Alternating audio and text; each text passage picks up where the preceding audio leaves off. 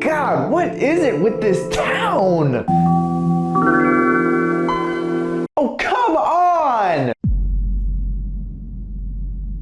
Let me just start this video by saying this. I am unfortunately quite a bit jaded when it comes to horror games. I've been watching and playing them since I was a wee lad, just a little wee lad. You know, a little here. You know too much to let them get you. You're coming with us. A little there. But point is, I've dabbled in the horror scene for a while now, and holy shit, did you see that? What was that? I've dabbled in the horror scene for a while now, and it's all just kind of samey to me. You know, I've grown to predict cheap jump scares and awful character decisions like, oh yeah, let's just mosey on down to the awful chainsaw shed of death. But then again, that's what makes the exceptions to the usual affair that much scarier. And there's been plenty of games in recent memory that have terrified me. Now, remember that word for later, it'll be on the test. Faith, the Unholy Trilogy, absolutely horrifying. Amnesia the Bunker had me hiding under a table for 10 minutes, crying like a baby. And Routine? Oh my God, I have never felt so uncomfortable in my own skin before. And just between you and me, I might make videos on these games because I really like them. So, but anyway, these are just a few examples of games that absolutely shake me to the core, along with just being really fun to play, which is always important. And I personally categorize horror media in 3 tiers. There's the spooky stuff, there's the horror stuff, and then there's the terror stuff. Ugh. Spooky stuff is what I would say is media that has a spooky tone, a theme, or an atmosphere, but isn't ultimately really trying to scare you. Something like The Nightmare Before Christmas, or Resident Evil 4, although the latter is a lot bloodier. But both are focused on different things while still keeping a spooky undertone. Nightmare is a lovely story of a skeleton who's fed up with his life, going to take over Christmas before eventually learning to just spice up what he has in his life, enjoy what he's got, and they all live happily ever after. You know it, I know it. It's lovely, it's beautiful, it's great, it's wholesome. Yeah, that's right. Yeah, I said it. Yeah, hand it over. Give me the Reddit gold. Thank you. Yeah, thank you. Or am I supposed to say, thank you, kind stranger? Lady. Anyway, Resi 4 is the family-friendly story of the handsomest man you have ever seen going on a quest to rescue the president's daughter from the clutches of evil. No, I'm just joking. It's actually a game about turning every infected cultist you see into mincemeat. Leon the Backflip Was Necessary Kennedy is not scared of any of the monsters he's going up against. And therefore, as the players, we're not really either. Even though most of these things, if you were to put into any other game, would be absolutely horrifying. Okay, maybe not that one, but you get the point. Action game first, horror stuff second. Both examples are just spooky to me. But when we start moving into horror, that's when we start getting into games that are making the intentional effort to really scare the player/audience. Think Dead Space or Signalis.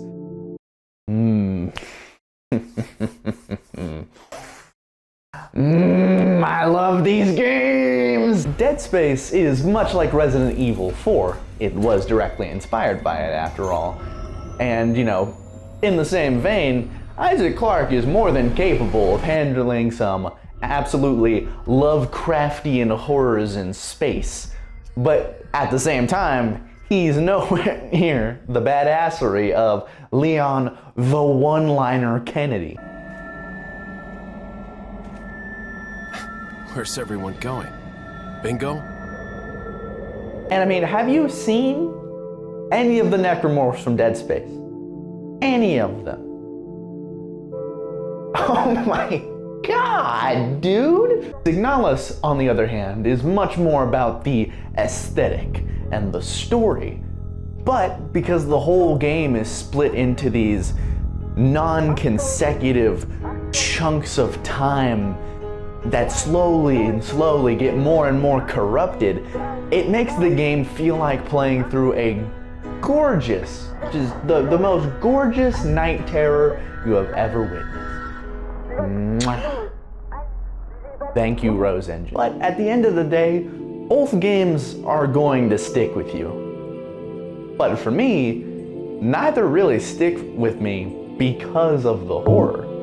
Dead Space sticks with me because of the immersion of the experience and the contextualization of every gameplay element.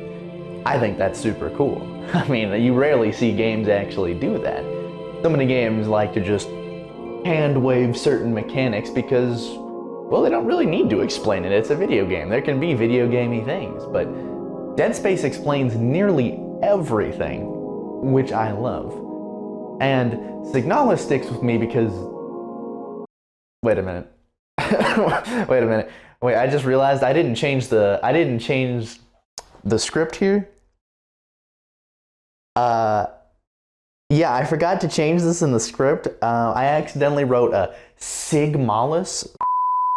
But Signalis sticks with me because of the story and the presentation. But neither really terrify me. And that's where we have our final category. Terror. Where the intention is to scare you so hard that when you're trying to go to sleep for the next several nights, you're gonna be kept awake by the thoughts of what you have witnessed. I'm talking true dread. I'm talking not in your stomach, cold sweat, feeling like the whole world is coming down around you kind of terror. I know I already mentioned it, but Amnesia the Bunker is a prime example of terror for me. Because no matter how many times I play the game, the beast will absolutely horrify me. Its grotesque design combined with the sound design and the claustrophobic environments make every single encounter you have with that wretched thing a gamble for your life. And no amount of ammo the game could give me can ever make me feel safe from that thing. I fear no man, but that thing, it scares me. And piecing together the truth about its origins and how this beast actually came to be makes the entire situation that much more disturbing. Trust me. I love this game. I love this game down. Mwah. But then we have the most recent addition to this tier. A game I haven't been able to get my hands on, haven't been able to play until the remake made it more accessible 23 years later. That's right. I'm talking about Silent Hill 2.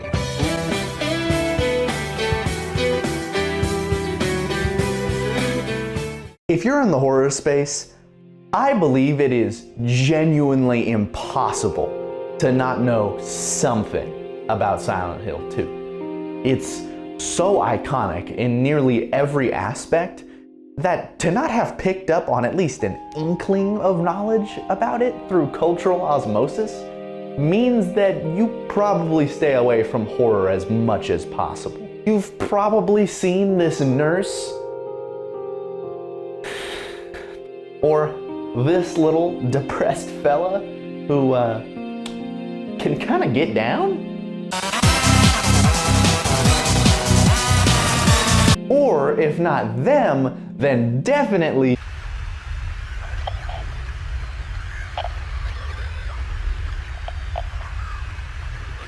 So for someone like me who adores the world of horror, I obviously was gonna know some stuff going in. But thankfully, I had managed to avoid any spoilers about this story because, woo, baby, what a story this game has. And before we actually get into it, just another thing I think is neat about Silent Hill 2 is that it really doesn't require you to have any prior knowledge to actually play this game. You really don't need to play Silent Hill 1 to understand what's happening in this game, so if you want to just jump into the series with this one, you absolutely can.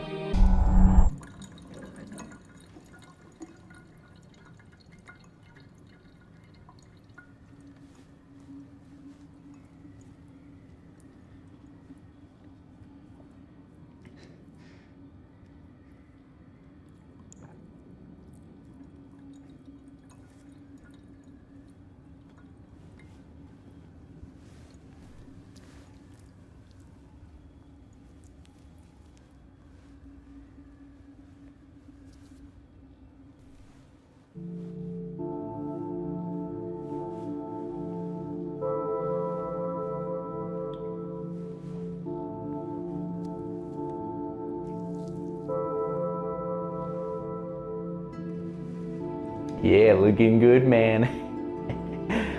No, just kidding. He's probably dissociating. But anyway, our story begins with a very sad little guy named James Sunderland checking out his handsome face in the mirror, which really begins to establish the whole tone of this game, the kind of dream/nightmarish surrealism, which only gets amplified when we walk outside this dingy horror game bathroom. And real quick, can we take a second to acknowledge that like 90% of horror games have completely dilapidated bathrooms? I know it kind of fits the aesthetic and the vibe we got going on, but it's such a common trope that it's gotten to the point where me and my grandma, who loves to watch horror stuff with me, love you, we've started keeping count of how many bathrooms in horror games are actually clean, because they truly are the exception and not the rule. But then again, maybe I'm just conditioned by the real life horrors of the men's public bathroom. When we walk outside this dingy horror game bathroom and get a look over this gorgeous and ominous, gorgeous? Ami Gorge? Let me know in the comments. Landscape draped in otherworldly fog. As James approaches the handrail overlooking the edge, we hear the voice of James's wife, Mary. In my restless dreams, I see that town. Silent Hill. You promised you'd take me there again someday, but you never did. Well, I'm alone there now, in our special place, waiting for you.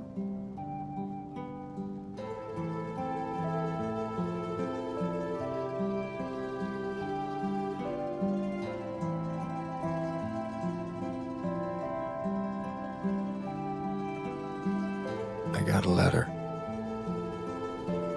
The name on the envelope said Mary. My wife's name.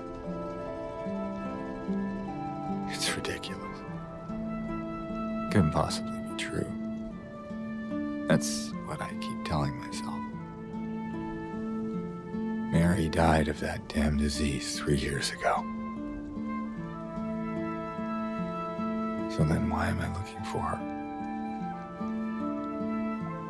our special place. What could she mean? This whole town was our special place. Could Mary really be here? Is she really alive? Waiting for me?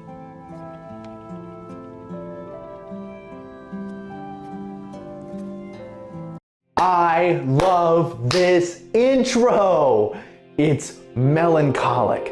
It's nostalgic with a palpable sense of longing. And so much of that atmosphere has to do with the iconic soundtrack composed by the incredible Akira Yamaoka, my GOAT.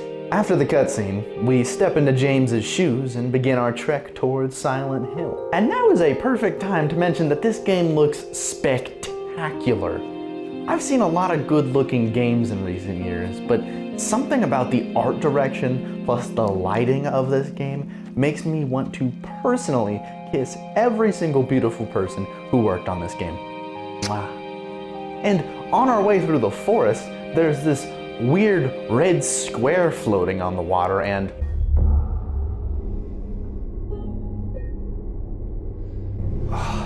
It's like someone's groping around my skull. yeah, that sounds just fine. Right after that, we bump into the first of this game's odd side characters, Angela.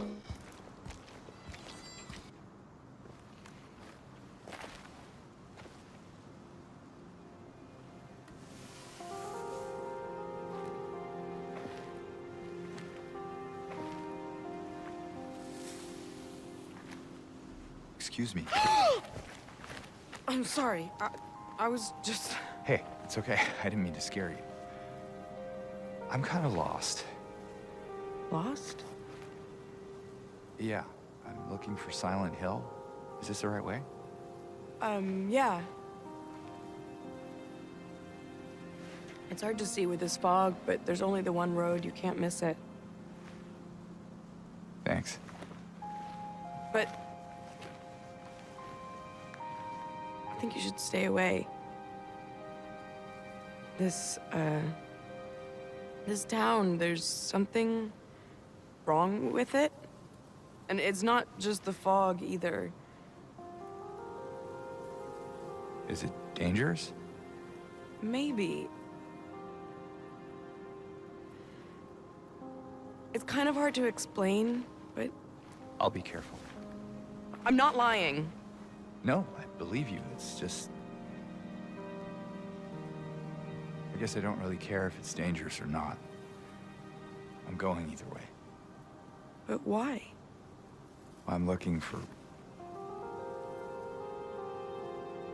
someone. Someone very important to me. Me too. I'm looking for my mama. I mean, my mother. It's been so long since I've seen her. I thought my father and brother were here, but I can't find them either.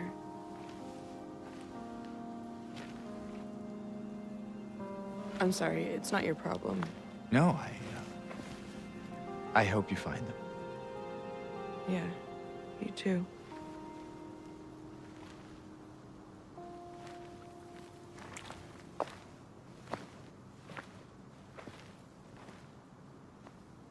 Now, this is actually the perfect time to talk about the game's uncanny voice acting. In the original, it was cranked up to 11, to the point where you'd have a hard time believing human beings were actually talking to each other. This town, there's something wrong with it. It's kind of hard to explain, but Is it dangerous? maybe.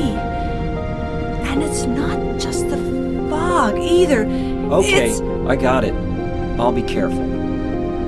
I'm not lying. No, I believe you. It's just... I guess I really don't care if it's dangerous or not. I'm going to town either way. And while on the surface, it might seem like just a flaw in the game's direction, it was actually an intentional decision by Team Silent to further add to the game's dreamlike surrealism. I mean, if you've ever had a conversation with someone in a dream, you know it doesn't make a lick of sense. No one's speaking how they should be, if even speaking legible words in the first place. And it is actual black magic that the devs of the remake were able to improve the voice acting of the game without completely washing over the eerie inhumanness of everything that anyone would say when they open their mouth. And I know some people aren't a fan of the new voice acting in the remake. I mean, some people aren't a fan of the remake to begin with, but me personally, I am. I think they struck the right balance of making it a bit less unapproachable, you know, definitely watering it down a little bit, but still definitely giving it that undertone of something being very off with everyone that you talk to.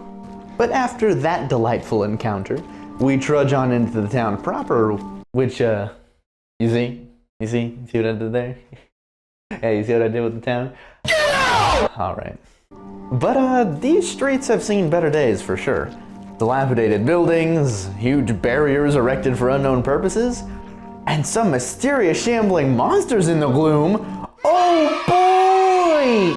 Well, that funny little guy shambled off into the fog, so naturally we're gonna have to follow after him. What happened to this town? Man, you can't have in Silent Hill! Naturally, we have to enter everyone's favorite pathway, the dark, dingy alleyway of despair! And it's here that we see... Yeah, for sure. Inside, we find a staple of the series that functions not only as a useful tool, but also as a way to further frighten the poor player. The radio! The radio's purpose is to let the player know when monsters are around by emitting an eerie static noise that gets more intense as a monster gets closer. Which is odd because it seems to be going off in the proximity of our friend here, who clearly isn't a monster. I mean, that's our bud. I've known this guy since high school.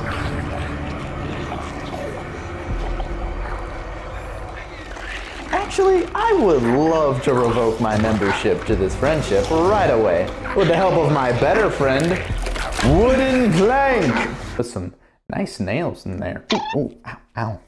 Thus, we are thrown into our first proper combat encounter, with our first monster, the Lying Figures. And it'll be immediately apparent to anyone who's played the original that combat is much better now.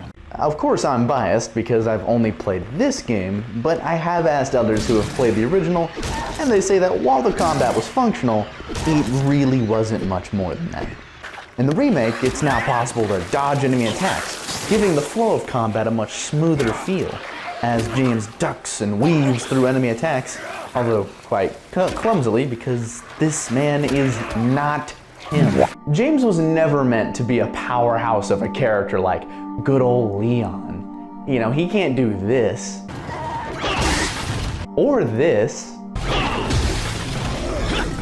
And he is most definitely not spitting one-liners at anyone who dares challenge him. Mr. Kennedy, I've sent my right hand to dispose of you. Your right hand comes off? And this is all on purpose. James is just a guy. Someone who's lost in this nightmare realm of a town who barely knows how to talk to other people without giving them this look.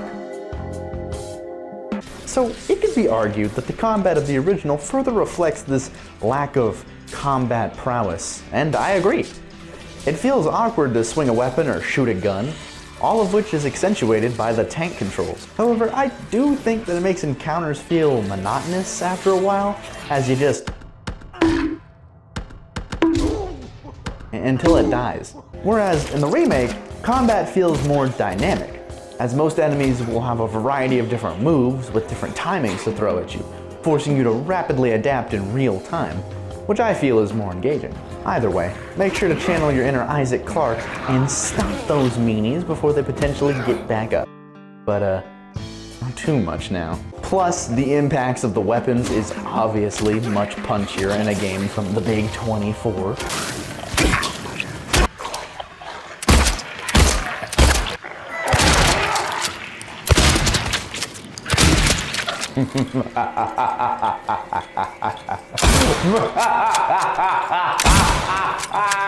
Side note, rifles do not get enough appreciation in survival horror games. I know this is a genre dominated by boomsticks, and some very good ones at that. But there are also some phenomenal rifles in these games. The Seeker rifle from Dead Space 2, the hunting rifle in this game, the Nitro Express rifle from Signalis. Oh! Anyway, James drops this fella with the Sunderland style and has a one-liner of his own. Is this what I saw in the fog? Whatever it is, it's not human. Ooh, zinger! It's okay, James. We'll keep working on it. As we leave the building, we hear Mary's voice coming from the radio.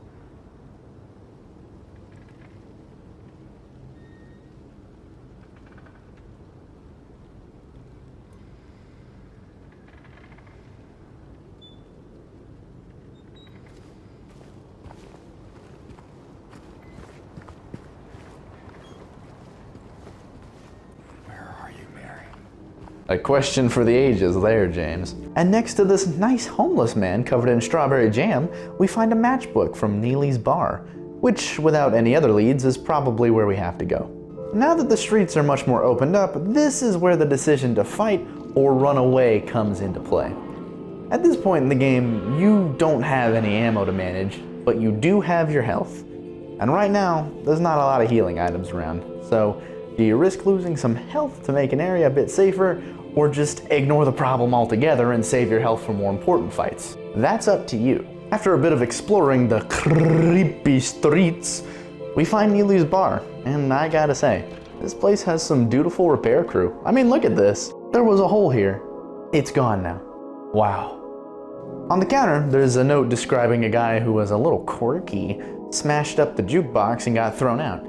But hey, at least he promised to fix it. What a kind young man. From here, we now have 2 points of interest. This dude's apartment and a local music store named Groovy's. So what are we waiting for? We gotta find Mary. In Groovy's, there's 2 very bored customers who would rather vomit acid in your general direction than just wait around. Must be New York City. And due to a note lying around, we learned that the guy who broke the jukebox was one Mr. Drunk Janitor who worked at this place. No wonder he broke the jukebox. Any of you who have played Space Station 13 know that you never mess with a janitor. Seriously, you do not want the smoke. In the back, there's half a record and some glue, so we're on the right track. Next, the apartment block, where there are a few of the true arch enemies in this game. Boog. Further up, we step out onto a metal balcony and what a view! $4,000 a month, please. We say not interested, and the landlord tries to snipe us, but hits the balcony instead. Close one. Ooh, another note! The Texan, huh? Me? And now, ladies and gentlemen, we introduce you to Silent Hill's favorite game show, Get in That Hole! First-time player James here is quite apprehensive at first, but soon gets that hand in that hole! Congratulations, James! Your prize for this mildly traumatizing experience is that jukebox button. Now be on your way, and don't try to enter the evil goop room of non-existence. James! Did you not hear that guy? He just said don't go in there. And now you got goop all over your hand. Yuck. And do not wipe that on your pants! Whatever, dude. From the rooftop to the streets from whence we came, taking a quick stop at the Texan to steal a neat little coin before finally arriving back at Neely's. And beep boom bop bop brown bap pronto, we're done. Our reward for completing this little fetch quest is a song that brings back some important memories for James.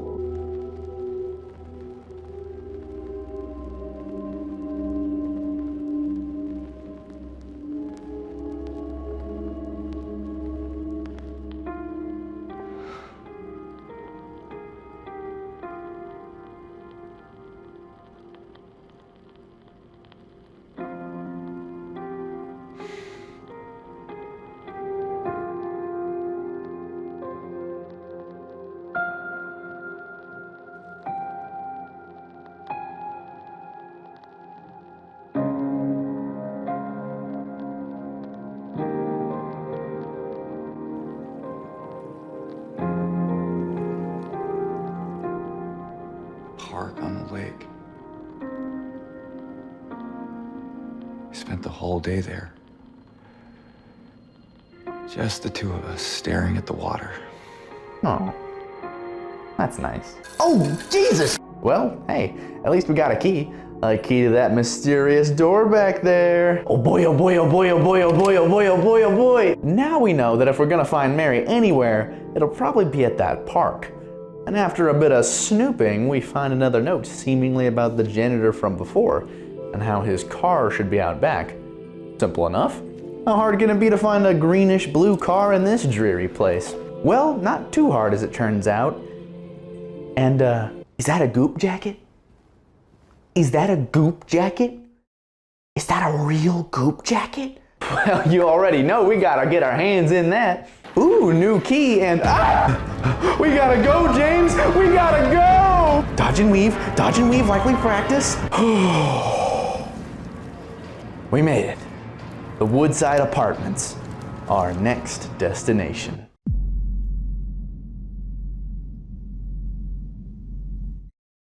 You know, it might be dark and undoubtedly evil in here, but the warm light in the lobby makes it feel a little comfier. Well, thankfully we don't have to stay here long. According to the map, there should be a door right here that leads right out towards the park, and of course it's locked. Hey, sick puzzle box though. I'm sure that'll be handy later. Well, as James makes his way through this forsaken place, now is a great time to talk about this game's darkness. This has got to be one of the darkest games I have ever played in my life. And that is not a criticism, by the way. Quite the opposite, actually. When I played this game, I set the brightness to the recommended setting that the game tells you to go for at the very beginning. And there were many, many times where the darkness didn't just feel like an absence of light. It felt like this inky blackness that just consumed all light that touched it completely. This point becomes much clearer later, but even now, them's hallways are dark. And it made me realize, I don't even have a flashlight. This is a dark, spooky, nightmare-inducing, scary, no good, very bad time, and I don't even have a portable illumination device. Oh, never mind. We found one in the awful mannequin room. Sweet. Now we can pierce the darkness of these halls and what is that? Well, it's our new enemy type, of course. The aptly named mannequins are part leg and, well, all leg actually. They're much more nimble and do more damage than the lying figures, which makes them a priority target in any fight. Though that's assuming they're sitting out in the open like all the other monsters. And that's where you'd be wrong. As their introduction demonstrates, these are ambush predators. They can fold themselves up into a little ball or hide around any corner or do this, I guess. But most of the time, these fellas are gonna be the cause of your jump scares and the loss of a lot of health before you get their attack patterns down. After yet another monster that couldn't handle the Sunderland style, we continue through the apartments, checking corners for any more funny business, because every time you walk into a room here, whoa, mannequin upon ye. And still barely being able to see anything even with the flashlight. Eventually, James stumbles upon a barred up hallway with a convenient key just barely in reach.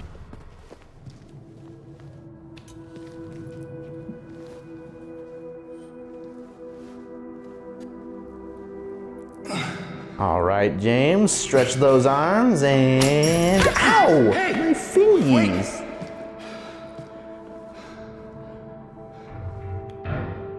Damn it.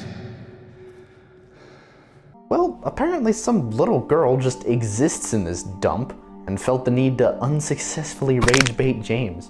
Seriously, James is able to keep his temper in check almost always, except for sometimes. But if it were me in this situation, oh, it is on sight with me and this little girl. Anyway, after a while of engaging with the classic survival horror gameplay loop of exploring an area, killing or avoiding enemies, and finding some key items for progression, we come across a room with access to a trash chute, which has what looks to be some sort of golden medallion on top of all the garbage. We know from earlier that there's a courtyard area that has the opening of the chute, but it was completely blocked off. So, the goal is clear. Get them medallions! We'll come to learn that there's 3 we need to get in order to actually open that lockbox, and this is a classic staple of survival horror games. It's a simple but effective method for games like these, as it gives you a clear objective as what you're supposed to do, while also not making it too obvious where you're supposed to actually get these key items. Plus, it encourages exploration, which more exploration means running into more spooks, so it works out. Nearby where we found the chute, there's another barred off hallway with...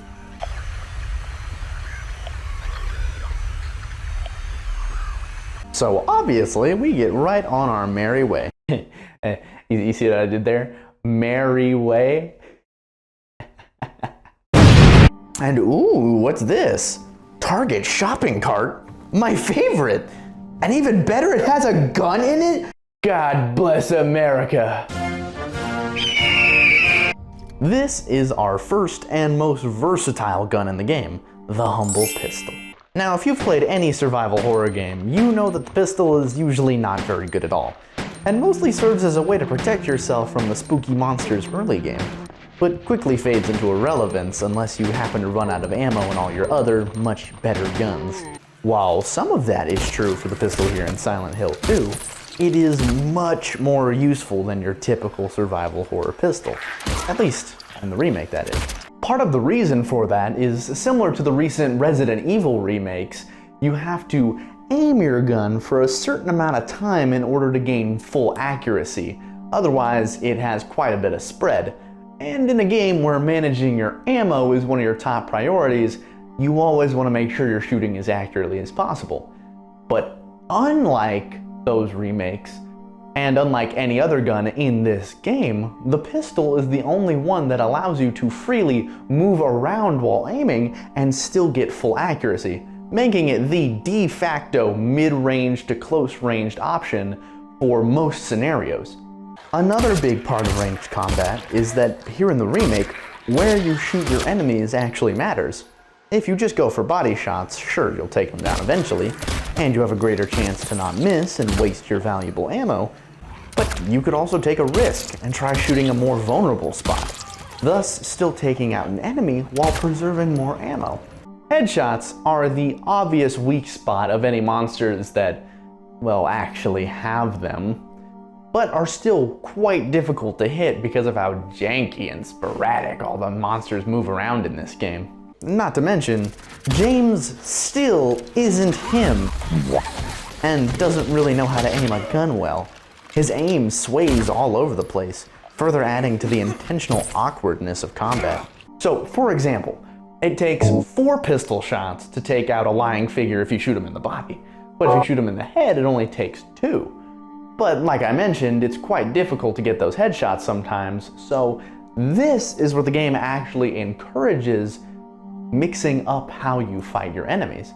And the game doesn't really ever tell you you can do this or push you to do it, but this is when you can start learning how to mix your ranged combat with your melee combat.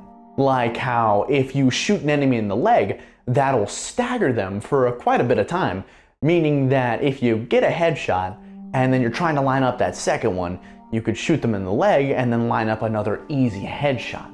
And while that does spend more ammo, it does make it a lot easier and make sure that you have less of a chance to waste your ammo.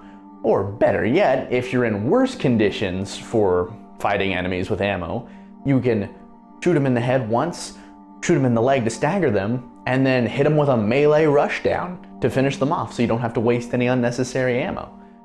Combat in the remake is incredibly fluid in the way that you can swap from melee to ranged combat in order to best suit any situation that you might be in. Sure, it only takes 5 swings to put down a mannequin, or you could take a couple shots, stagger it for a little bit, and then while it's staggered, go finish it off in melee faster.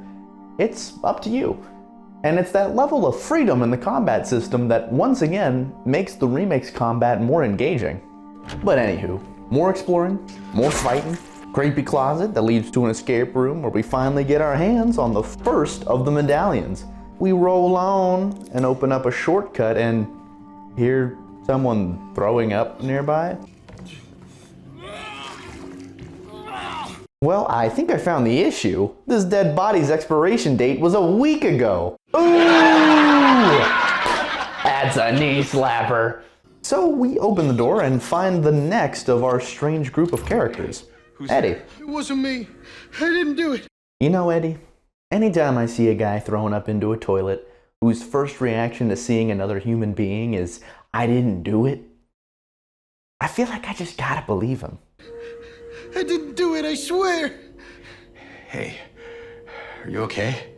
I didn't do anything. He was like that when I got here. He? Oh, you mean the man back there? In the kitchen? I didn't do it. I swear I didn't kill him. Yeah, it's all right. I'm not saying that you did. Look, my name is James. James Sunderland. Eddie. Eddie, okay. So, do you live here, Eddie? No. I'm not even from this town.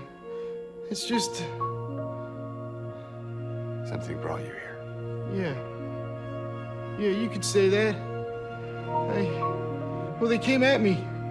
I didn't know what to do, so I ran. I came here.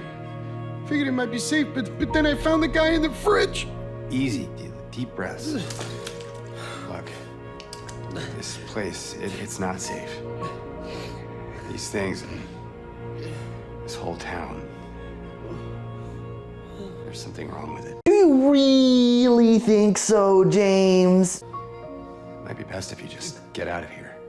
Yeah, you're right. Hey, you want to come with? Maybe together we can find a way out of this town. Oh, sorry, but I can't leave. Not yet. I need to find someone. Oh.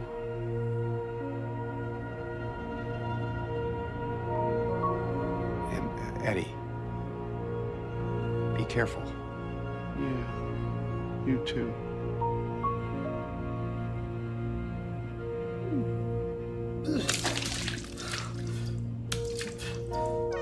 So even though he came off as suspicious, Eddie appears to just be another weirdo that was sent to this town for one reason or another, like Angela or James here.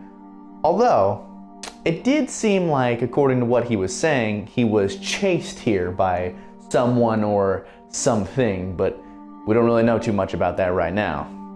So, we leave him to his lavatory languishing and go for a nice dip in the pool. All right. Looks like this pool party's pooped. See, James? Just like that. In a baby stroller that just happens to be in the pool. Maybe their parents were trying to recreate that one Nirvana album cover. You know the one. We find the next medallion. Great. Only one more to go. Next stop, 3rd floor.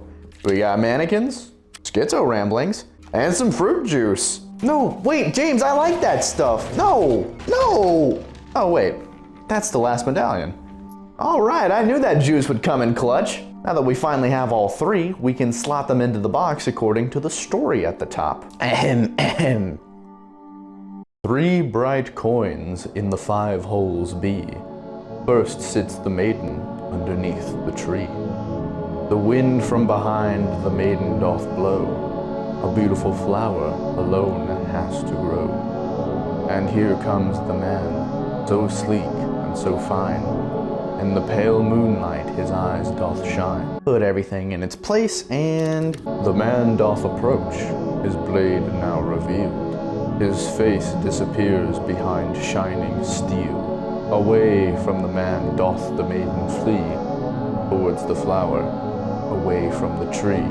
And then, where once grew a flower, a venomous glee, where once was a maiden, but a stone doth be, and over her grave the man doth remain.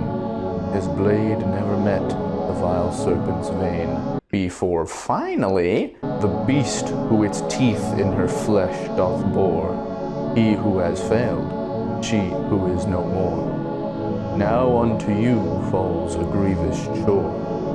Who carries blame for what fate had in store? Well, regardless of your answer, the box reveals its secret. What an odd story. I'm sure it doesn't mean anything, though. Except for giving us the key to apartment 201? Oh man, I was really hoping for the key out of this dump. But alright, we can't be much further. And in 201 we find a handkerchief? Gee, that's real nice, but I don't see how that helps. Oh, hey, maybe you can help me. I'm looking for a way out of here and... Oh! That can't be good for my health. Yeah, I'm gonna go think this one out in the thinking closet. Thanks.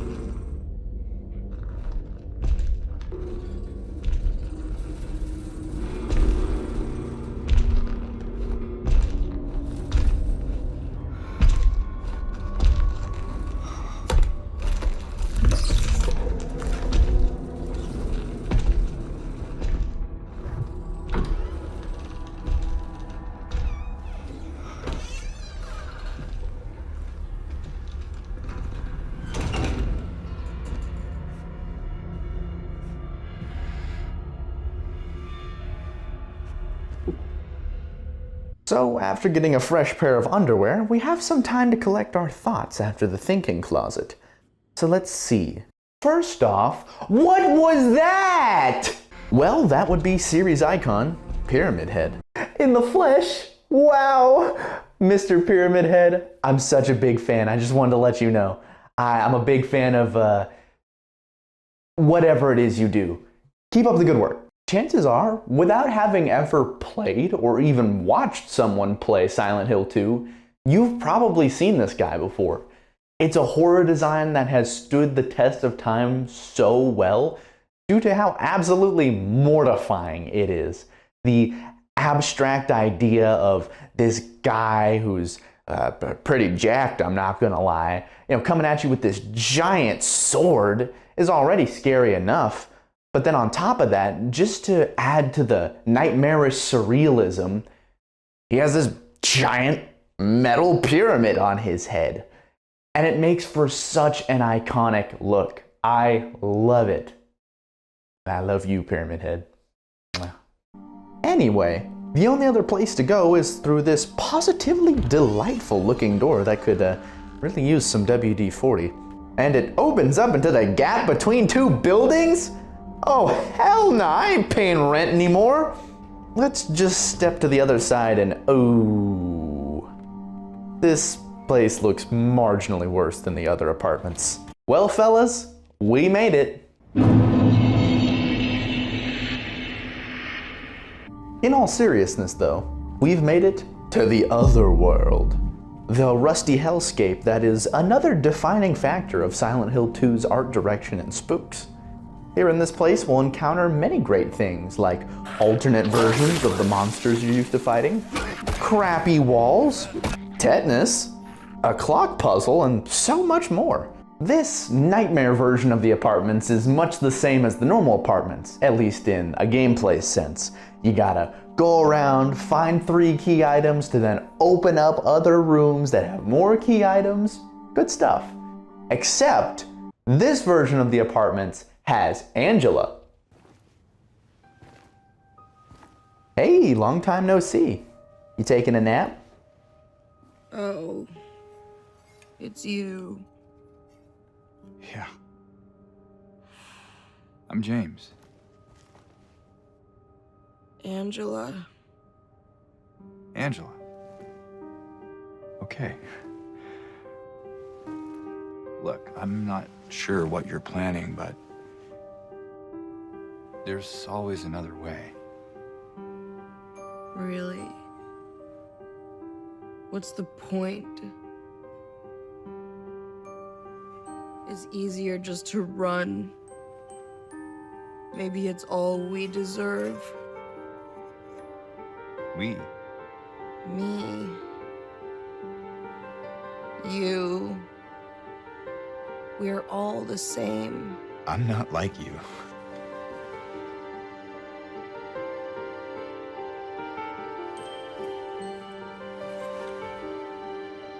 Are you afraid? Sorry. It's okay. Did you find your mother? No. Not yet. Did she live here? In this building? I don't know. So all you know is that she lived in this town? What did you say? How did you know that? Well, I just figured because this is where you're looking for her. How else would I know? Yeah.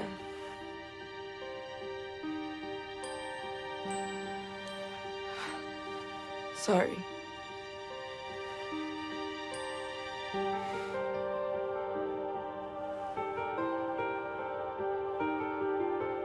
Did you find the person that you were looking for? Not yet.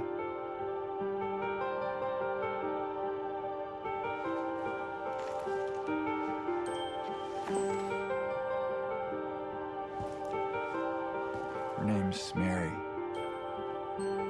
She's my wife. I'm sorry.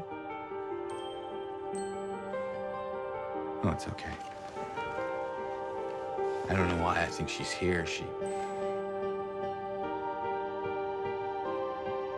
died 3 years ago.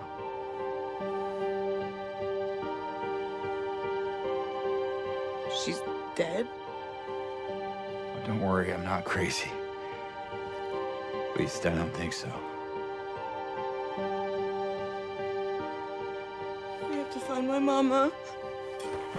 Should I go with you? This town really is dangerous.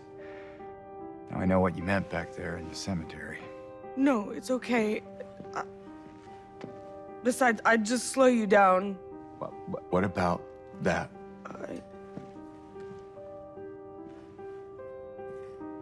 Will you hold it for me? Sure. No problem. If I kept it, I'm not sure what I might do. No! I'm sorry! I've been bad! Please don't!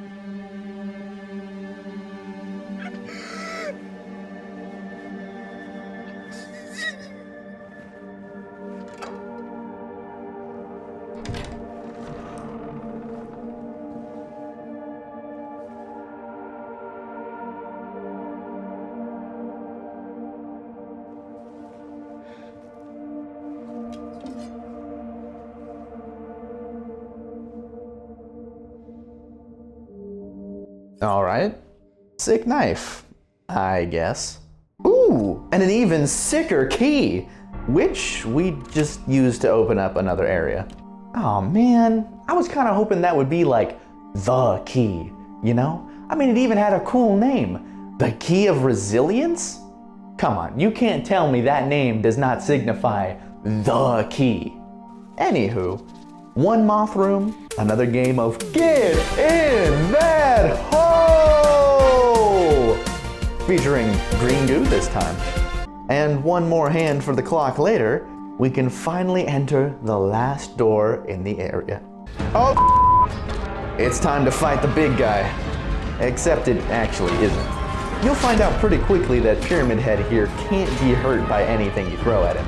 Meaning that he is, in fact, the only creature capable of withstanding the Sunderland style. So we just have to juke him for a bit. After a while, he realizes he left his oven on, so he promptly leaves. Good thing too, I was getting a little lightheaded from all that running.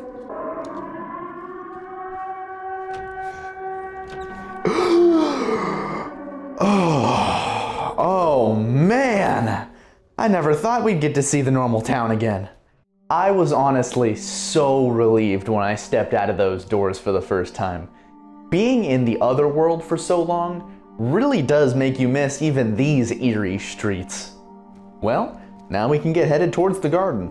Full speed ahead, James.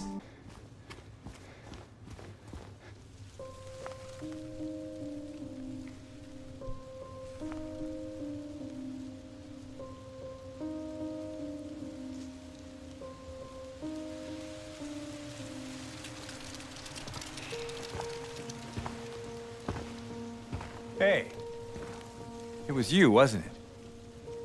You're the one who stepped on my hand. Maybe I did. What's a little girl like you doing here anyway? I don't know. What's a big dum-dum like you doing here anyway? Hey, that's not very nice. Didn't your parents teach you any manners?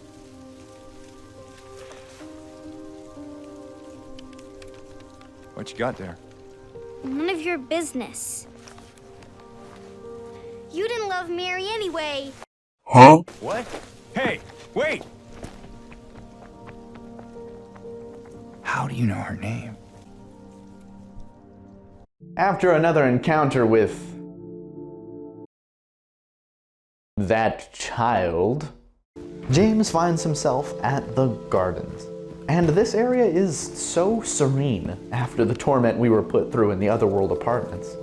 There's no monsters, so we can just take our time and look around.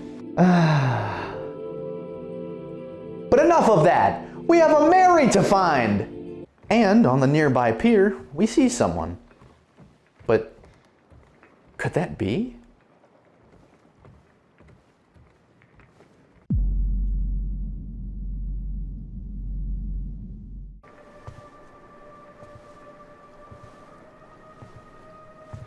Mary?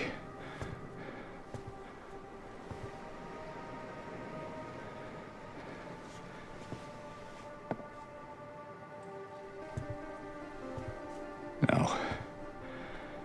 You're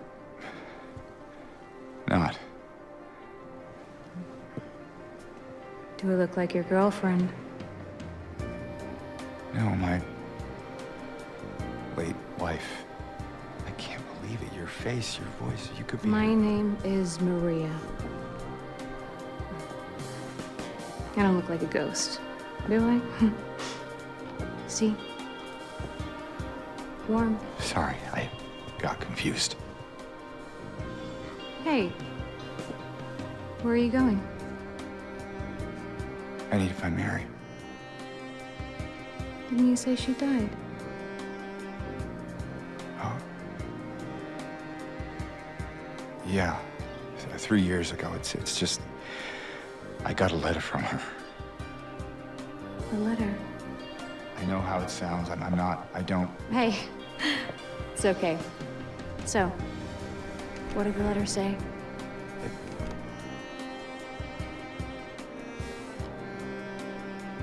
She said she was waiting for me. In our special place. And that's here?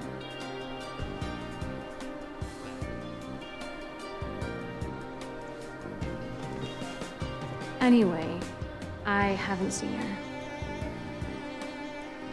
Is this your only special place?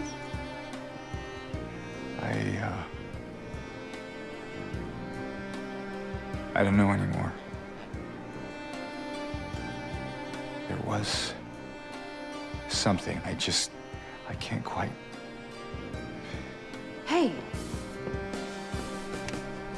I think I might know. I mean, there's this one place. Not far from here. What kind of place? The kind two lovers might call special. I can show you if you want. Unless you have somewhere else to be. Something else to do. Hey, easy there. I'm just messing with you. Come on. It's this way. You're coming with me? Can't you just tell me where it is? Wait. You're just gonna leave me here? Alone? With all these monsters around? No, I just... Is it because I remind you of her? You loved her, didn't you?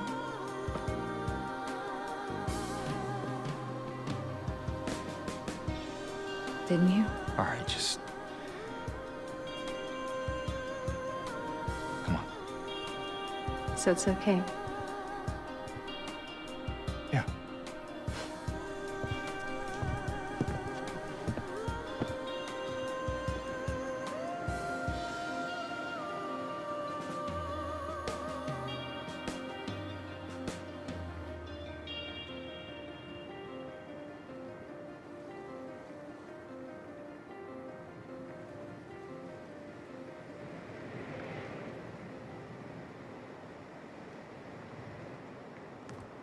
Even after all the monsters he's faced so far, James's true fear, like most men, is talking to women. But in all reality, there is definitely something odd going on. This woman, Maria, looks strikingly similar to Mary. Uncannily so. She also is immediately going for all kinds of advances that poor little depressed James is not ready to handle. But we didn't find Mary here, so where else is there to look? This was our special place. Well, Maria wants to take us to another special place. And I swear to God, if she's just another psyop! So we follow her through the park, seeing the statues long forgotten, shrouded in the mist. And, hold up, are those like marble chess tables in the park? Yo, I would kill to have some of those in a park near me. Hey, maybe Silent Hill ain't so bad after all. Well, goodbye, park. I'll miss your serenity. But in order to push forth, we need to go through a motel? What is Maria getting at? And as we'll soon learn, everywhere we go, she regales us with a fact about the romantic past of some of the places we visit. The walls are so thin, you can hear everything. Love, hate, jealousy. Though, definitely some of those places aren't so romantic. In the office for the motel, there's a good old safe we gotta open, and should be able to find the code in room 107. So we're off. Seems like nice, fun, happy times are over. And just a day before retirement. Ooh, hey, another car window to smash. Whoa! Hey! Why'd you do that? Well, I mean, I guess it does look strange, but listen, you gotta hear me out. Sometimes these random cars have ammo, or they have goop juice, or even dirty syringes. I have to break those windows! I also have to reflect upon my actions inside the Red Square of Desolation. Hey, you okay? It's like you froze for a second. That's just what happens with the Red Square of Desolation. But now's a great time to actually talk about how the addition of having Maria with you in this section of the game actually really does make it feel a lot less lonely. I actually found myself quite relieved that anywhere I went in this eerie town, I knew I had someone with me, even if that someone is a bit of a peanut gallery. I could really use a warning next time. The game makes it hard to dislike Maria. She's snappy. I'm not sure if that's a good idea. Whatever you say. I mean, any port in the storm, right? I guess so. Charming. Oh, loosen up, James. It sure beats running around with those monsters out there. And relieves the tension that a player would otherwise be feeling alone in these streets. And this is just great game design, simultaneously building James's relationship to Maria through the story, and then also building her relationship with the player through the gameplay. It's genius. But back to room 107, we must look like a real vandal to Maria, breaking all these windows and walls, because we're just built different. After getting the code we need to use from a note we find in an adjacent room, we re-emerge in room 107 to see a nice homage to the original game. Sure. Not quite the ringing endorsement, but hey, I'll take it. And any of you who have played the original game know that this is actually the outfit that Maria wore in that game. They changed up her outfit in the remake, and while I'm sure there are plenty of people who didn't like that change, maybe saw it as unnecessary, me personally, I think her fit goes hard.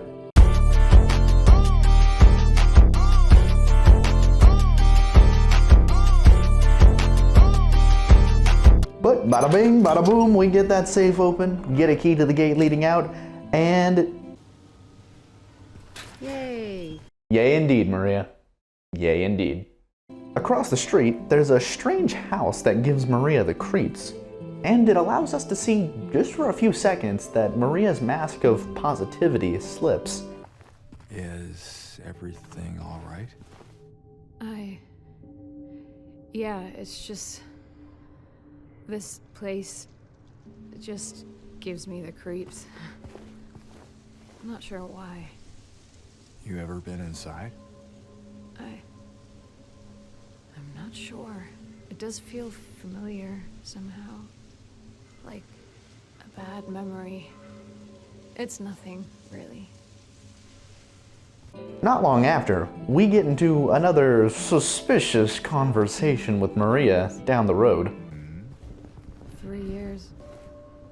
That's a long time. What will you tell her when you find her? That I love her. Oh, then. Lucky her. What's that supposed to mean? Nothing. Like I said, 3 years is a long time. There's yet another massive hole in the ground blocking our way forward, which prompts some words from our two characters. Well, it is. So, what now? Now we look for another way.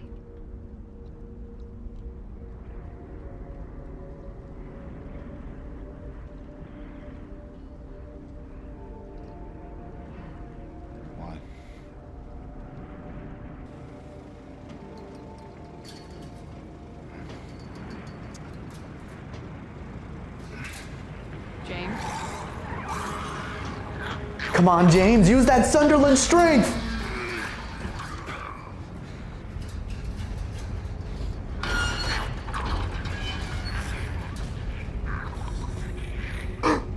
No! Not my good friend Wooden Plank! Oh, whatever will I bash monsters with now? The humble lead pipe. And we're going to get quite the chance to use it, given that the following area is essentially a large arena of lying figures and mannequins that you can, of course, run through, or beat up, or a little bit of both. By the way, the lead pipe is just cosmetic. It does the exact same damage as the wooden plank, it just makes a fun sound. After introducing all of the locals to the wonders of modern plumbing, we arrive at the special place that Maria wanted to take us to. About time, too.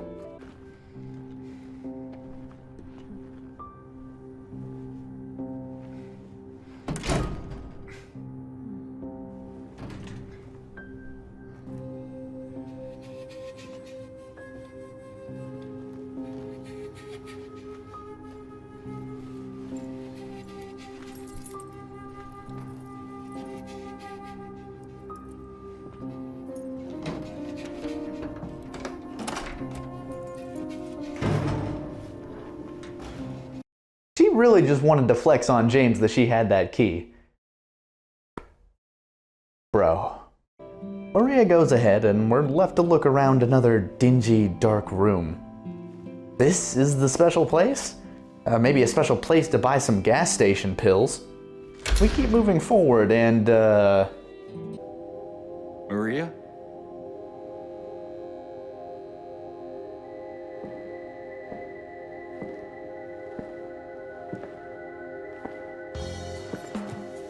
I am not getting my first video demonetized!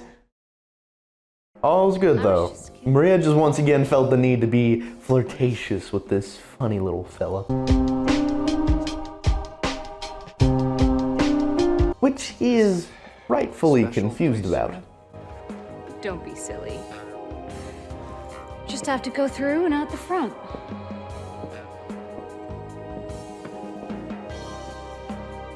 Then again, now that we're here, can't we stay? Though, as James starts to get more heated about the situation, we again see Maria's mask slip off. I don't have time to take a break. Mary could be out there, waiting for me. I know. It's just... this place, this whole thing, it's like a nightmare. I just wanted to get away from it, even for a second. I'm sorry. No, it's fine. Sorry, I didn't mean to. I guess this place is getting to me, too.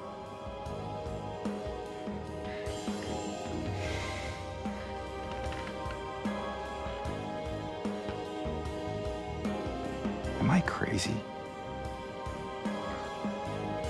You know, for thinking she could be here.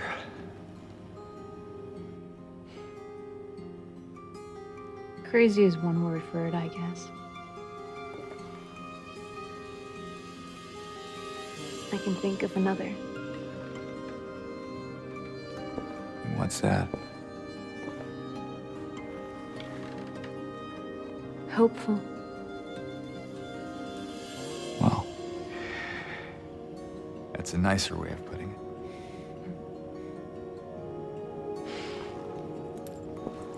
Here. What are you doing? Something to take the edge off.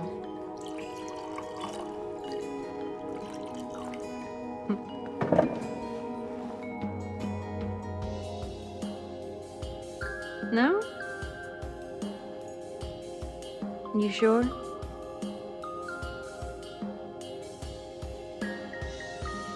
Fine. Be that way. Here's to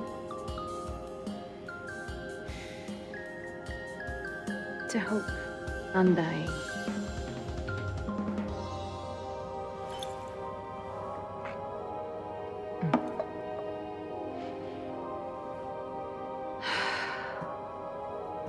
We should probably get going.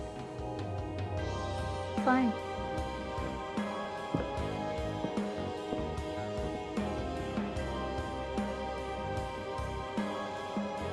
Ready when you are. I will say though, seeing a building with the power on, not shrouded in darkness, without anything trying to slap my face off, it's rather nice. But after that, we continue out into the town, having one less location to search for Mary, but where to now? Well, despite what I thought, this was actually not the special place that Maria was talking about. But it did allow us to get around that chasm, so now we can get to that special place. And in no time, we arrive at what looks to be another garden. Yippee! I was quite the fan of the last one, so let's see what waits for us here. Garden?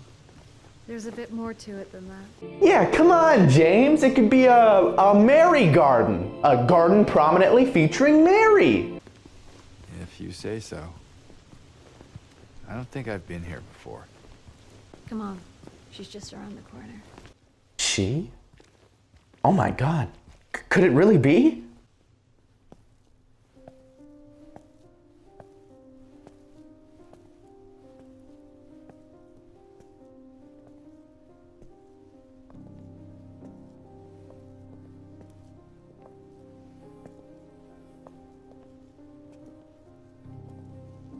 Ah!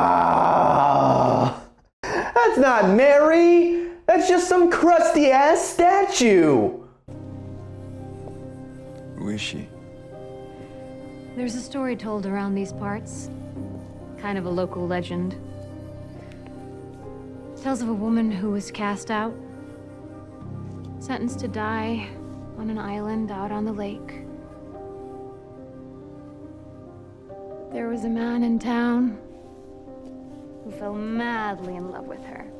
And every night, he would sneak out, row across the lake, bringing her food and company. And every night, she would stand there on the shore, holding a lit candle to help him find his way. But this one night, a terrible storm broke out, caught him out in the open, and it blew out the candle. Even in darkness, the man would not give up. He would not turn back. So he fought against the raging waters until finally the lake took him. They say even then, the woman never lost hope. She kept coming out at night, kept lighting the candle to bring her beloved home, to lead him to shore. Not sure how much truth there is to it. It's probably just a fairy tale. But she's become something of a local saint, patron of undying love. Hence this place. She's not here. What? She's not here. And why would she be? I don't even remember this place.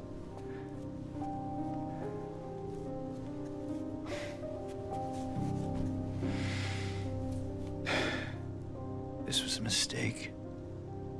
I shouldn't have come here.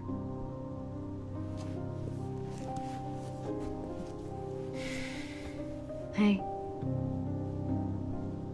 It's okay. There's plenty of other places to look. We can still...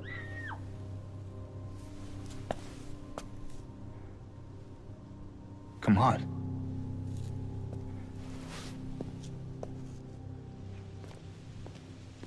And just like that, we're off. You know, James, I'm surprised that's the first time that's happened so far. Maybe you better wait here. Okay.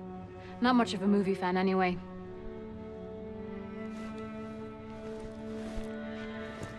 And James? Yeah. Be careful in there. Yeah.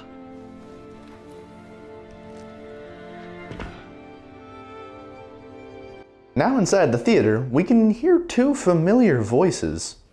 This is boring. You didn't seem bored a minute ago.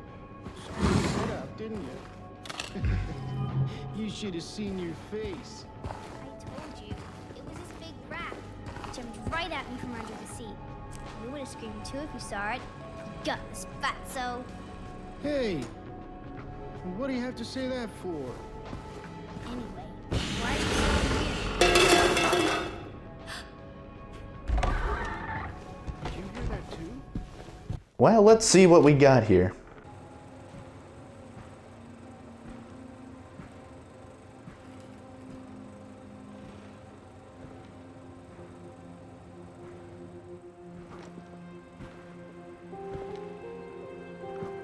Eddie?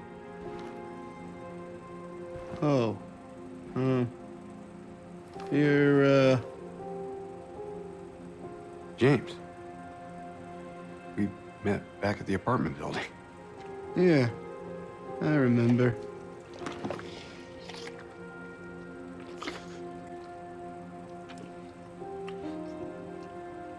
I see that you didn't make it out yet. Yeah. I just didn't get around to it yet. At least you got your appetite back.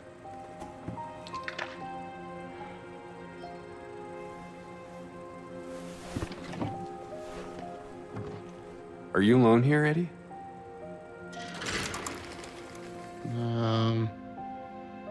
No. Well, That's probably just Laura messing around. the little girl? Laura, is that her name? That's what she said.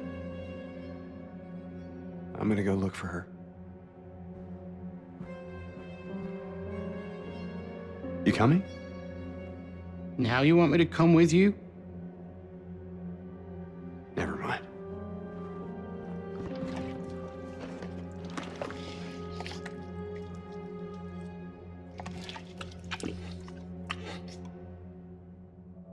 It's Eddie again, although seeming quite a bit more distant than last time, and is also consuming goop? Goop! And another nice reference to the original game. This town is full of monsters. How can you sit there and eat pizza? Alright, Laura's her name, and we might as well try to figure out what a little girl is doing in this place. Up and up we go, catching some glimpses of Laura as she runs away from us.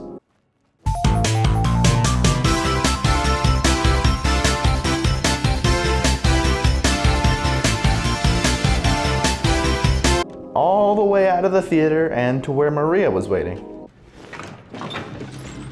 Maria? Did you see the little girl? Yeah, I tried to stop her, but she went that way. We can still catch her. Well then let's go! James, look.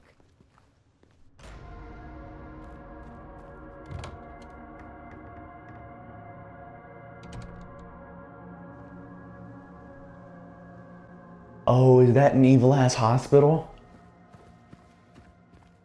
I don't want to go in the evil-ass hospital.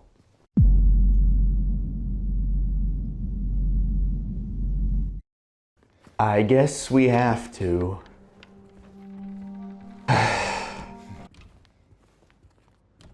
Shotgun! Ooh, baby! If the cabinet's here, that means the shotty can't be too far from here.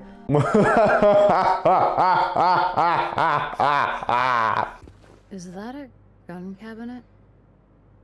In a hospital? Yeah, Maria. Do you know where we are? Maine. And you know what's in Maine? Pennywise. So if that little goober wants to get nickel smart with me, and yeah, this place looks just about as evil as I imagined. And hey! There. Laura, wait! It's okay. We don't want to hurt you. God damn it.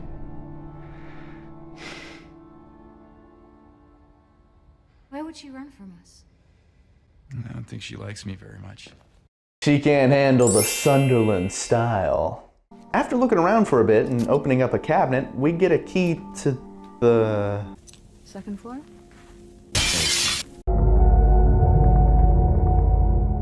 Basement? In this place? So, of course, we have to go down to the basement in a horror game. Oh boy. And here's a non-functioning elevator and more of that all-consuming darkness. Snooping around for a bit, we find a generator, so thankfully we can get some lights on in this place, and probably also get that elevator working. Good. Whatever I gotta do to get out of here. They're coming. After dispatching of the many-legged menaces, we find a gas can, and they conveniently placed a way to fill it up. All right, let's get that generator up. That's it? That's all the lights we turned on? These have got to be the dimmest light bulbs I have ever seen in a video game. Oh, and look, a little stink crawler. Hey, little guy. Whatever, dude. At least the elevator's working now. It's a little quiet in here. Anyone hear a pen drop? Oh, thank God. More important question, has anyone seen the lights?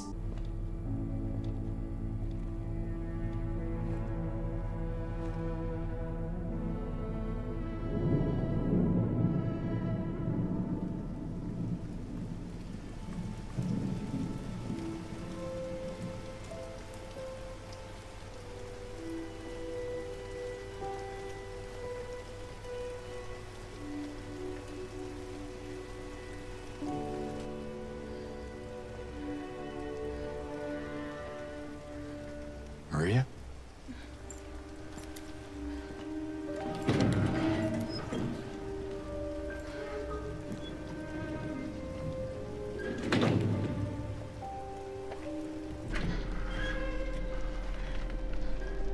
Hey.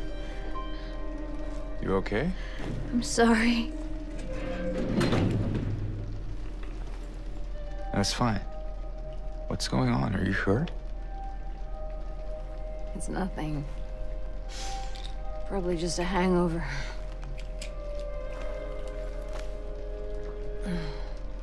Maybe you should rest. Yeah. Okay.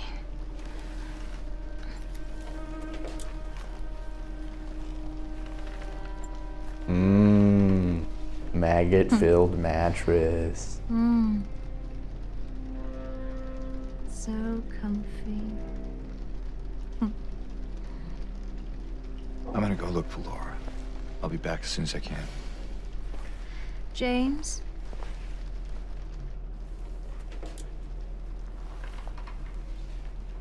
I wanted to ask you.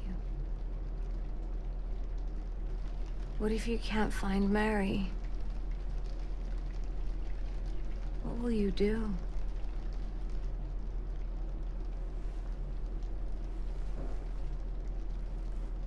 I haven't really thought about that.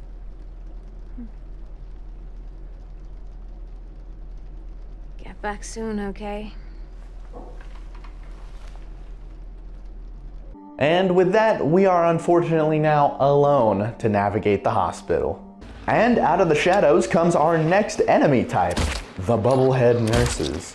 Despite what you might think, they are tanky, taking like a lot of melee hits or shots to kill. The best strategy for the nurses right now is honestly just stay away from them.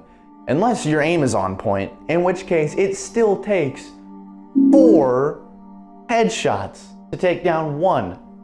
Yeah, that's right. 4. And not only can they take a beating, they can dish it out too. Having a metal pipe like James and swinging it very rapidly while charging you, making dodging in a narrow hallway quite harrowing. So, we're really rounding out our enemy roster.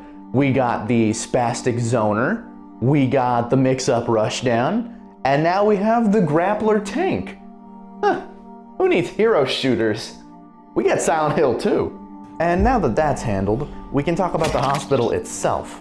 Environmentally, it stands apart from the apartments by not being as cramped, but also obviously not being nearly as open as the streets outside.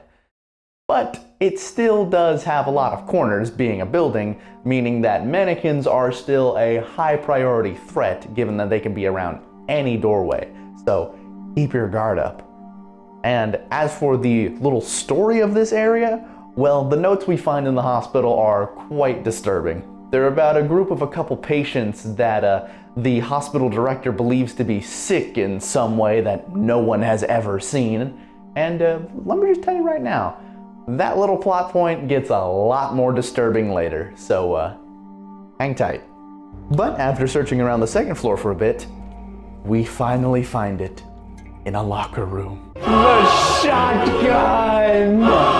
About time, too. We've been finding ammo for it lying around everywhere here. And with the introduction of the nurses, now's the perfect time to give us our second gun. The shotgun's range is predictably horrid, but that's a-okay in a game like this where almost every encounter is mid-ranged at the furthest.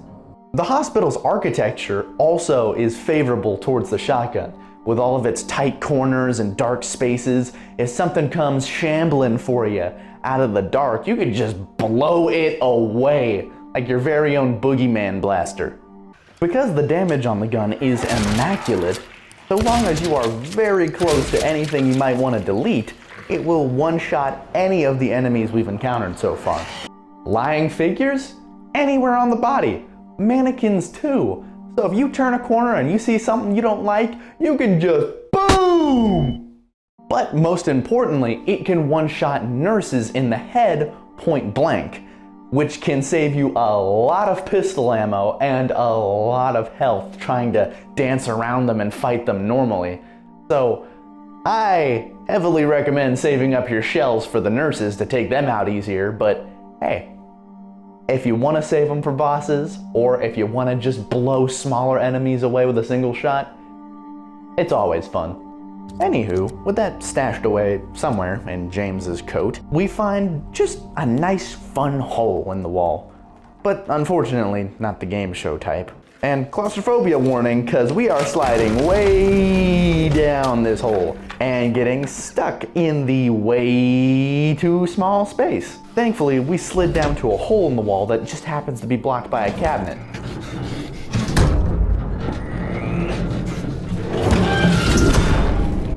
Nice! Maybe this place ain't so bad. They got a nice archive here. They even got a wristband. Neat. Oh, hey man. Guess we turned the last page on your book. See, James, it's not that hard. Keep up the good work. It's been a while. Let's check up on Maria to see if she's still enjoying her sleep number. Hey. Any luck finding Laura? Not yet. How are you holding up? I'll be okay. Just need a bit more rest.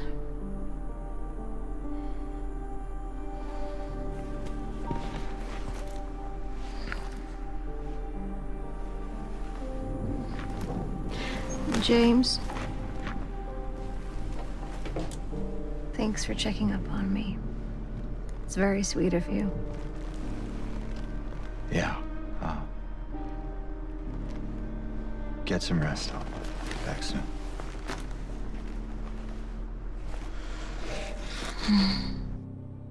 Aw, that's nice. Well, there I go killing again. After some more nurse fighting, we find the director's office. Hopefully it'll direct us to the next objective. Woo! I'm on fire! In here, we can find a recording from the director explaining the situation he finds himself in. 3 patients. My 3 hopeless cases. But I do not believe it to be a matter of hope. It is a matter of diligence, discipline, trial and error, of being as bold as one can be, to go as far as one needs to. I will find what it is that truly ails them, and I will cure them. Yeah, I'm sure that's good. Hey, lend me a hand, pal. Okay, I promise I'm done. I promise. We can put the bracelet we found on the wrist here, and it seems that we need 2 more. So that means we have our next objective. And on a nearby table, we can find a patient report for each of the 3 incurable patients they have here. The hasty scribbles on each page definitely implies some sudden and frantic attempts to make them better, but more importantly, each page contains a room number for each patient. So we better get going since that's our only lead. Ooh, but wait, what's behind curtain number 1? Thing! What a lovely doohickey. A splendid thingamabob. A curious contraption. That also so happens to be missing a piece. So we gotta be on the lookout for that too. Conveniently, one of the patient rooms is right next to the director's office, so let's take a look-see. And who said men don't know how to decorate? Doesn't look like much is in here. Oh, hi, awful eye of doom. Do you have a note for me? Oh, you shouldn't have. I remember lying in water, empty. Then I felt him stare. He was close, very close. I had to get out, had to get away, but he followed, kept staring, so I made him stop. Now I'm empty again. Can we go back to the pool? Oh, you shouldn't have! Well, that was foreboding, but at least we know that the pool on the first floor is a point of interest. Let's be on our way. Beat up some dude in the showers and check out the third floor since we haven't been there yet. Ooh, hey, a slidey slot. Hey, are you okay? Go away! Don't be afraid, I just want to talk. Kids, man. The only monsters up here are the nurses, so get ready for a brawl. There's also this neat little x-ray room with all these radiographs to lay out on the board, marked to be put in specific places. Very clever. But it can't be solved just yet. We're missing a picture, which is probably this moldy one right here, so we'll be back later. Adjacent to that room is a padlock, of which we don't know the code, so the third floor is a bust for now. Eventually, we can get to the first floor kitchen with lots of bugs. But thankfully not boogs. But more importantly, there's some mold remover.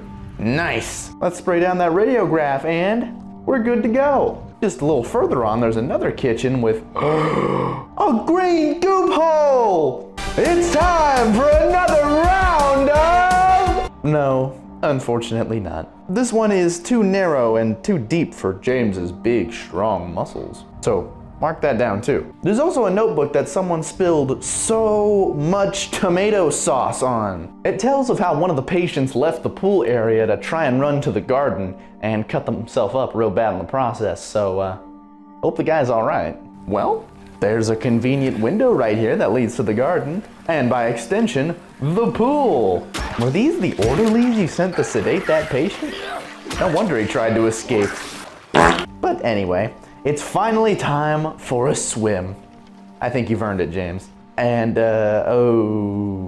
never mind. If there were any kind of water that would immediately give you mega AIDS, that's it. Maybe we can drain it? The drain's locked, unfortunately, but that does mean that there's a key about here somewhere.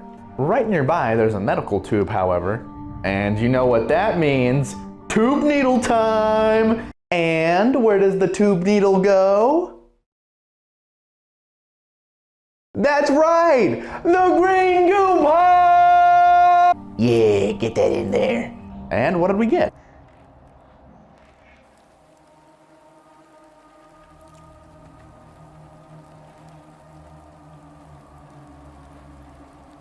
The key to the pump. I love when a game like this gives you a bunch of different small points of interest that you then use items you find in each to solve each other, just one after another. Kind of a domino effect of finishing everything.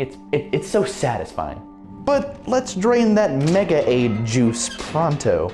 There's some lying figures here, and I take it they did not enjoy the swim. So we kindly help them out by smashing them with a lead pipe. And hey, awful eye of doom. Long time no see. What do you have for us this time? Another bracelet?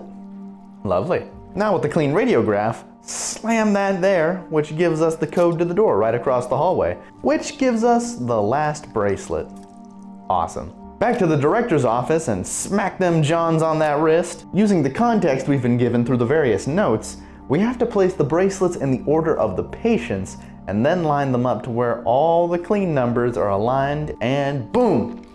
He is ours. Which then unlocks this room with all the symbols on the doohickey, and then we have to make sure that we're putting all the books in the right order, because they make a book actually has the symbol that coincides in the right order, so you can then translate what the doohickey machine symbols actually mean.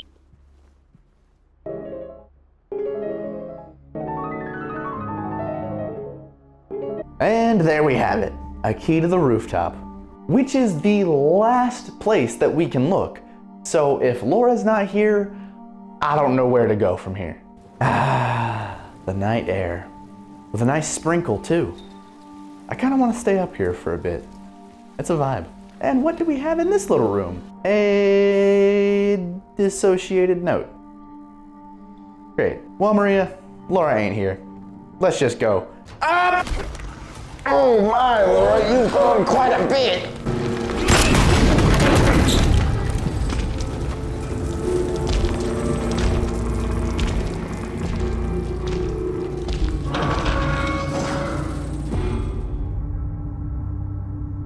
Ow! Wait a minute.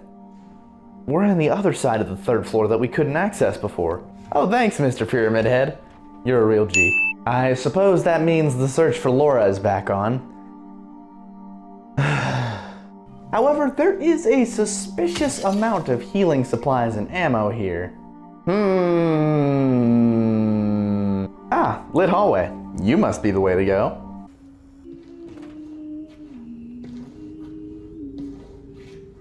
Ugh, there you are! Laura?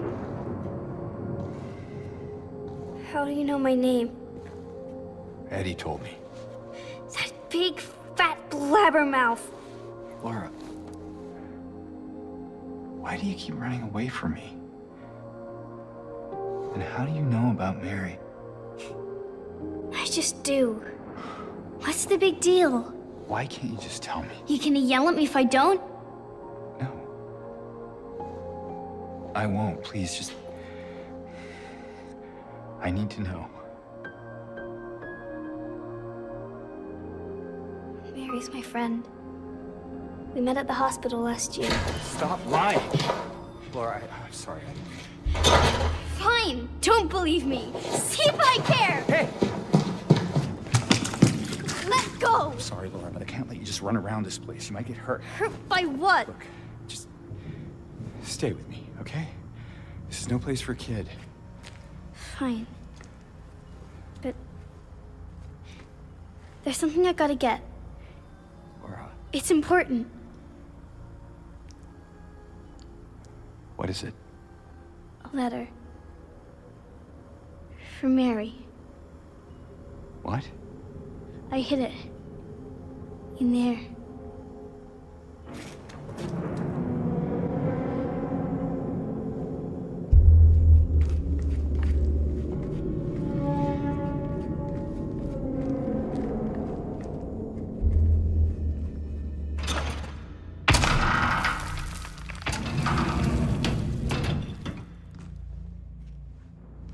You sure this is where you left it?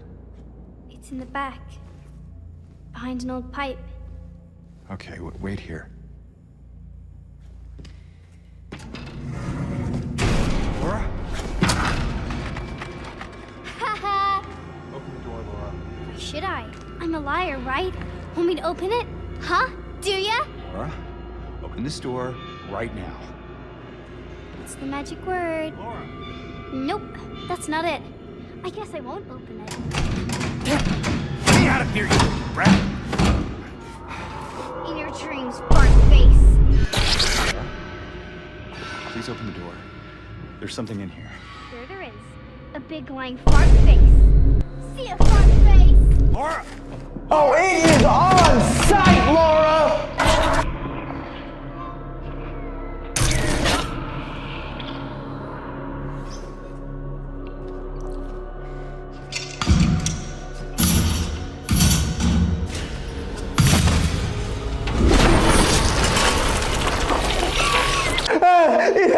Narmouth! Welcome to the first proper boss fight of the game against the aptly named Fleshlip. The gig here is that it'll crawl around above the ceiling and swoop down to attack wherever James is standing. But as it does so, it hangs from only one arm, so blast it! It'll crash down for a bit, allowing you to put the whump on it. As it gets more damaged, the cage surrounding it will begin to break off into these spider-like legs that'll try to stab you. So get that dodge nice and ready, because you're gonna need it. Eventually, with enough lead pumped into it via pipe and pump, it goes down.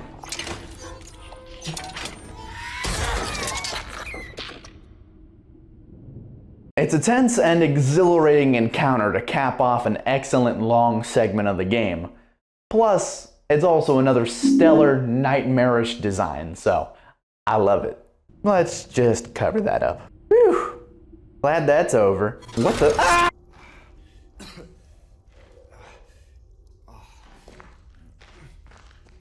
Aw, man, not here! That's right, we were pulled straight into the otherworld version of the hospital. So, you know what that means? Well, it means a lot, actually. For one, the alternate versions of the monsters are back, with the addition of the alternate nurses, who are, honestly, way less dangerous. Like, their whole thing is that they're supposed to be faster than the normal nurses because they have a knife and they swing faster, but honestly, in my opinion, their swings are a lot more predictable than the normal nurses, and they just have less health. To the point where you can just down them with 3 pistol headshots, so they're kind of a pushover. Did I just say down them? I've been playing too much Marathon recently. But more importantly, being here means that we have another 3-step puzzle to solve in order to progress, courtesy of this very, very locked up box that looks like the goal of a saw trap. By the way, James would mush any of Jigsaw's proteges if they tried anything with him. No diff. So, much like the normal hospital, we must venture around to find these 3 missing ingredients to this puzzle box pie. So, let's go get them! Into the tetanus beyond we go! First, we find the key to the director's office again, and, you know, I hope this whole healing endeavor has been going well for him. Let's see what he has to say.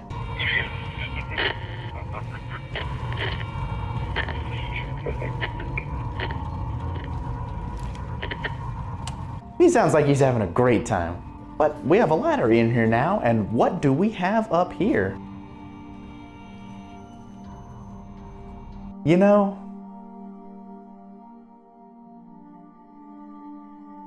someone wasn't having a good time. But it doesn't have power, so naturally we want to power up the evil torture machine. And after beating up more of the staff with a pipe, we do get it on.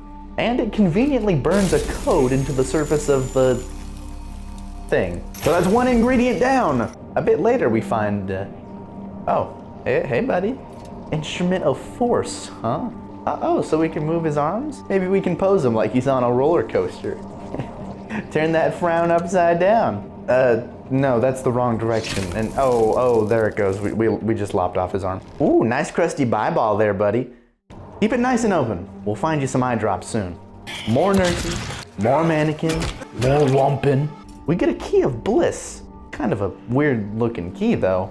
I wonder what it unlocks. Well, maybe our buddy knows. So, hey pal, I found this key that unlocks the secrets of your mind. You had the key all along, you scam. That's the second ingredient though. Only 1 more code to go. Through more of the usual suspects, there's a barricaded room with a note with some ramblings. But wait, I hear you say with your intelligent gamer brains, this must be a clue. And you'd be right. These are our 4 digits right here.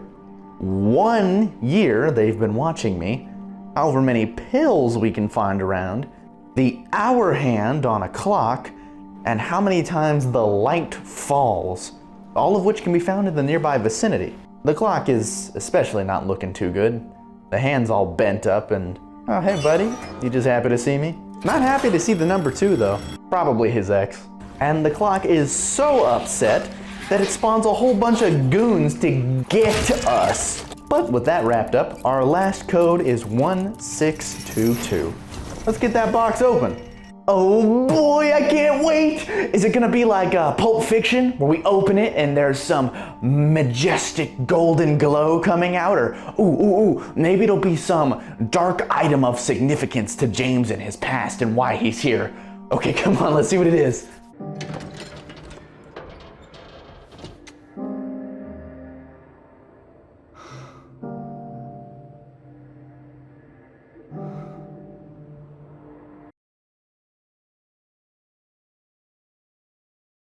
Bro! All of that treasure hunting was for nothing? Nothing at all? Yeah, man, I get you. But thankfully, it wasn't worthless. A cloth behind James drops and there's a statue munching on an elevator button. Hey, what is that in your mouth? Spit it out. Spit it out, that's not good for you. Thank you. Well, this nutritious button allows us to go to the basement again, but now in the flesh dimension? Well, let's get going down there, I guess. Everyone, thanks for tuning in. Welcome to another exciting edition of Trick or Treat. Hey, You answer our hey, questions correctly, don't steal my bit. beyond your wildest dreams. Lame. Just answering questions? That's so old school. The people nowadays want to see holes and getting in them. It's all in the hands of our lucky contestant, James Sunderland. James, are you ready to play Trick or Treat? Excellent. Here's your first question.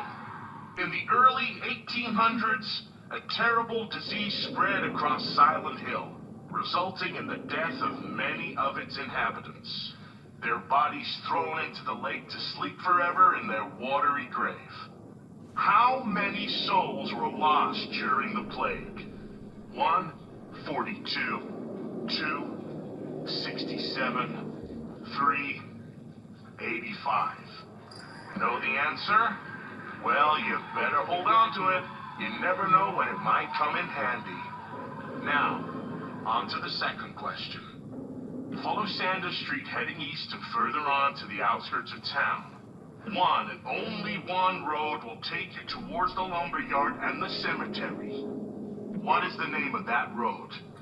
1, Bachman Road. 2, Munson Street. 3, Wiltsey Road. Did you get that? I sure as hell hope so.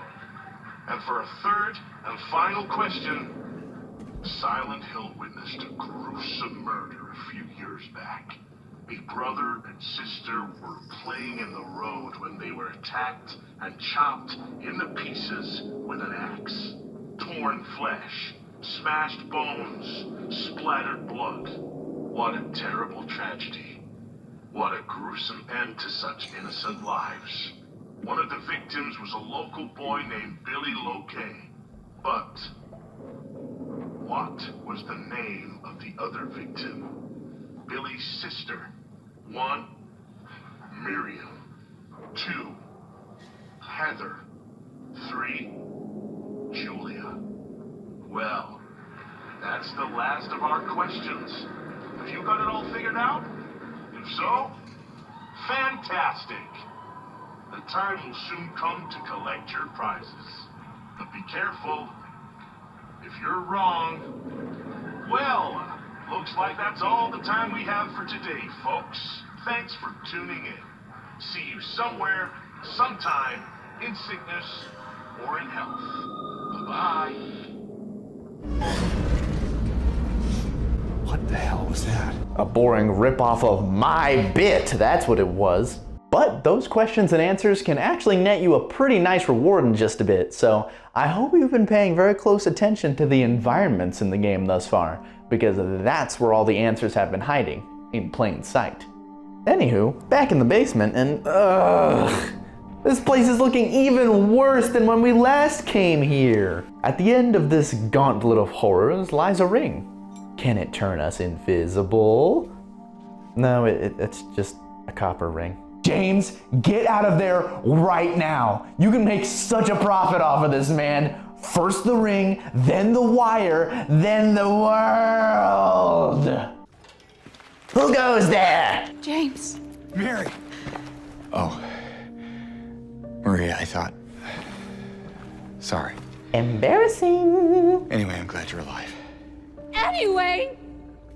What do you mean, anyway? I was almost killed back there. I have never been so scared in my whole life.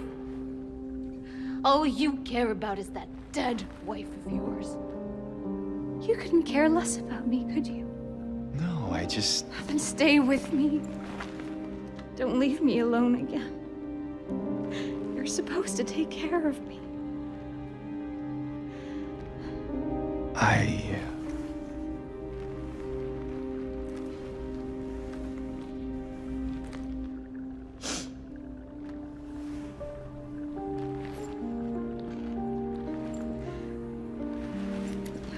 So what about Laura? You found her? Yeah, I found her. And she locked me in a room with a flesh Twinkie. Yeah, but she ran away. That's a much nicer way to put it. We have to find her. Yeah, you really seem to care about that girl. Do you know her? I'd never met her before. I just feel sorry for her. She's all alone and... I don't know, for some reason I feel like it's up to me to protect her. I guess we'll keep looking for her. At least we found the sweating hallway. Well, what do you know? A stroll in the rain. How romantic. Maria, what are you talking about? I'm trying to keep things light, James. Just Yeah. Sorry. Yeah, lighten up, James. We're only in hell. After our nice stroll in the rain, we find a fridge.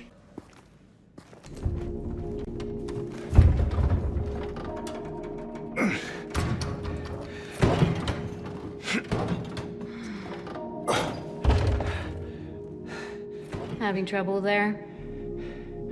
Yeah. You think you could give me a hand? Me? You're supposed to be the big man around here. How's a little girl like me supposed to help?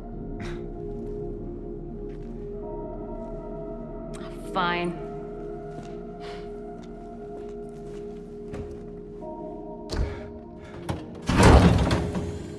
Oh, God.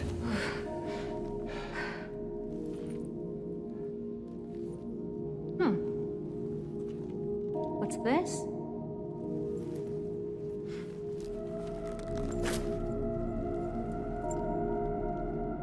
Not very cute, is it?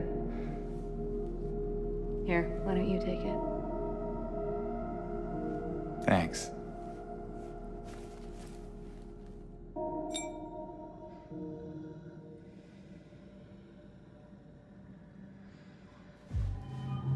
So, where to now?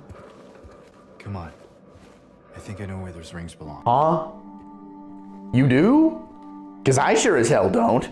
Well, on the way to wherever the rings are supposed to go, we can find a bedazzled box with 3 rows of 3 buttons, each coinciding with the questions and answers from the elevator. And even though I'm spoiling the entire game right now throughout this whole episode, I do want to leave this one up to you guys to discover. Because after all, I want you guys to still go play this game after watching this. So, figure it out on your own. It's a fun little puzzle. I will, however, spoil what's inside the box.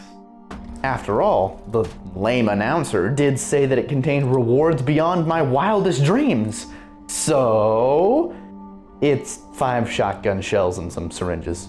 Well, that's certainly not beyond my wildest dreams, but it's certainly handy. Anyway, back to the second floor and... What? We're giving the rings to the button muncher? What's wrong? Alright then. Let's just get out of here, okay?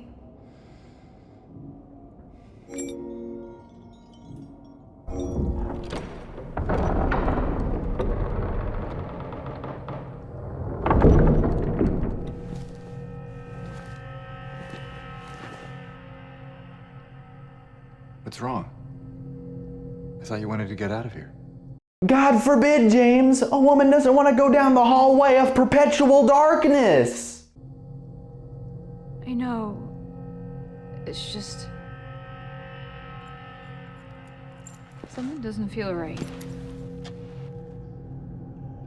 Come on. It's gonna be fine.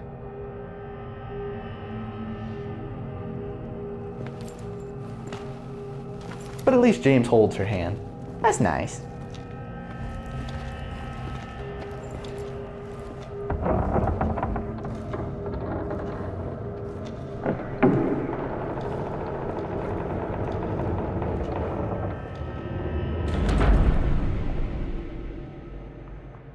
We get our cardio down these stairs, and when we reach the bottom,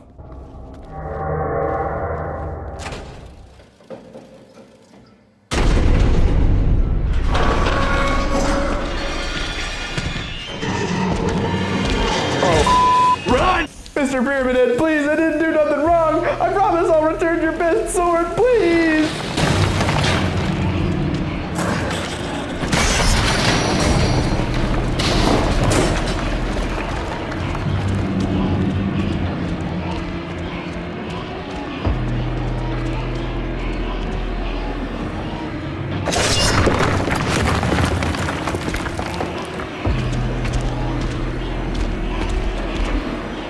There! An elevator!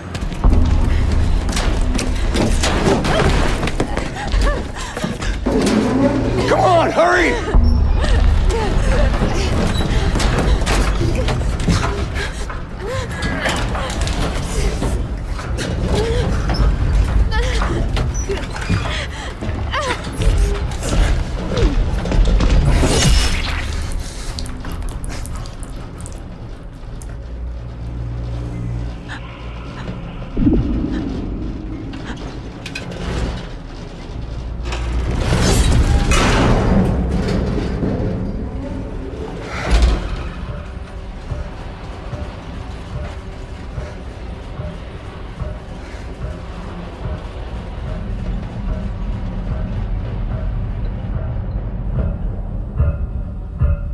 No. No! They did not just kill Maria, no! Damn you, Pyramid Head! You bastard! Damn you! Yeah, they really did that. And the game really emphasizes the loss, the lack of any enemies in the area, accented by the song Magdalene.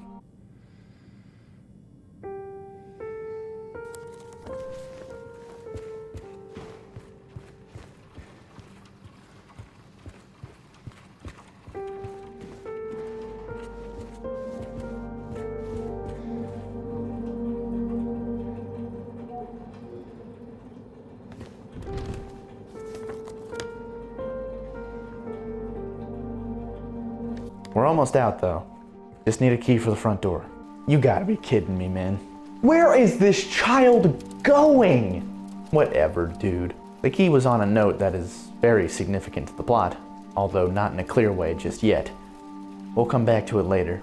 But with key in hand, we finally leave this cursed building and step out into an even worse nightmare. Hello everyone who has made it this far, completed this video. Welcome to the outro. First of all, I just want to say thank you guys so much, each and every one of you who sat through this video, whether that be because you were watching the whole thing or because you wanted to put it on as background noise. It doesn't matter to me. You still made it all the way through, you supported me by watching this video, and my gratitude is yours. Because however you decided to enjoy this video, you helped me out. And I am eternally grateful for that. And I also just wanted to say, I am so sorry this video took so long to make. In my first video, if you saw that, my little intro video that I made for this channel, I said that I would have this video out sometime soon. I guess sometime soon relative to like the heat death of the universe would probably be accurate, but I bit off a lot more than I can chew. this idea for this video started as the whole thing. I was thinking maybe like a 30-45 minute video, but then as I kept writing the script, I realized, no, this is going to be exponentially longer. To the point where now I split the video, the whole thing, into 2 parts, and even just the first part is over 2 hours long. So, yeah, it took a lot longer than I expected, but I'm very proud that I was able to, get this out there, to finish it with the quality that I wanted to see, and that I was able to get it to you guys. And here is where I will say, since I do have to finish the other half, or I guess I should say I need to begin on the other half, since I'm filming this as editing is wrapping up for the first half. I would say maybe expect that video near the end of this month, because chances are it's probably going to be a little bit longer than this one, maybe a decent bit longer than this one. We'll have to see. The second half of Silent Hill 2 is very, very dense with information, and I also want to kind of do like a short little breakdown of a lot of thematic elements and stuff like that at the very end. So it might take a while, but I'm dedicated to bringing it to you guys, because this whole experience, filming, editing, getting everything just right, has been extremely fun. I've been having a blast. I'd say the most tedious part about it was just stitching clips together. But the process of actually, adding all the effects, adding all the jokes I wanted to, executing the bits the way that I wanted to see them, it was a blast. I had a great time making it. So when I'm done with this video, I'm going to pretty much immediately start work on the second half. And I can't wait for you guys to see that part as well.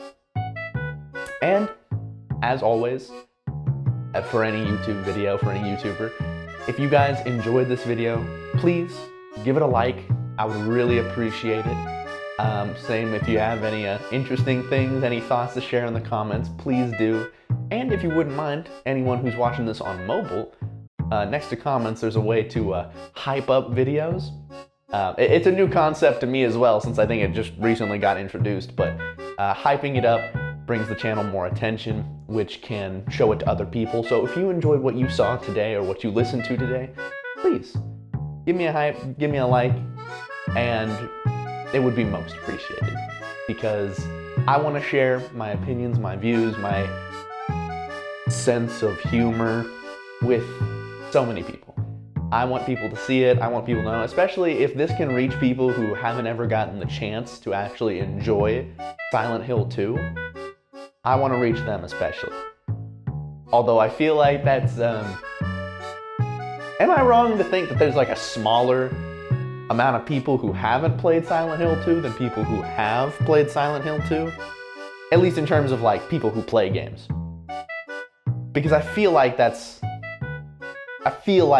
true, but I could be wrong. But anyway, once again, thank you guys so much for watching this video. I love all of you, and I'll see y'all around.